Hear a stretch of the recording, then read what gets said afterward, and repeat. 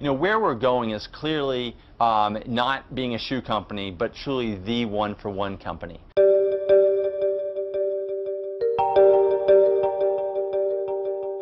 I started my first company when I was 19 years old, dropped out of college, just trying to kind of figure out, you know, really just how to pay the bills, and so I kind of stumbled into entrepreneurship. I was at the time running an online driver's education company here in Los Angeles, and I took a month off, and every year I try to take the month of January off to go and recharge and reconnect.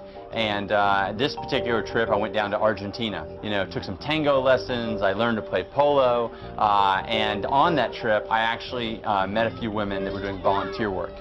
And what they specifically were doing was something they called a shoe drive. And what that meant was they were going around collecting slightly used shoes, and then they were going to distribute these shoes, you know, from the wealthy people they collected them from to these children who didn't have them and specifically needed shoes to go to school. And I was just blown away by these women and this nonprofit that was working down there, and I wanted to help. That afternoon, I told my buddy, actually my polo teacher, Alejo, that I had this idea how we could help these kids get shoes, help them continue to get shoes in a sustainable way, and at the same time start a business. And we just started making shoes, literally with our own hands, in a little factory that's smaller than a 2-car garage here in the States. And that's really kind of how I got started. When I first had the idea for Tom's, the idea was if we sell a pair of shoes today, we'll give away a pair tomorrow. And we were going to call them Tomorrow's Shoes.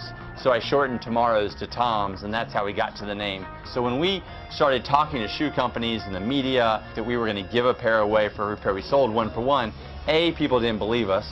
And then everyone that did believe us said, you're going to be out of business in a year because there's no way you can sustain that. So we were the first ones to really create this one-for-one model.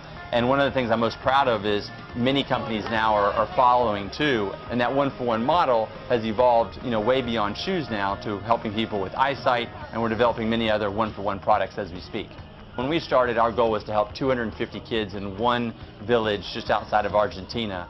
And that first summer, we sold 10,000 pairs, and we thought, wow, 10,000 pairs is something bigger than I could ever imagine. And then several years later, we hit 1 million pairs. And so now to have given 10 million pairs of shoes and over 150,000 people their eyesight back through our sunglass program are just numbers that are just hard to believe for me.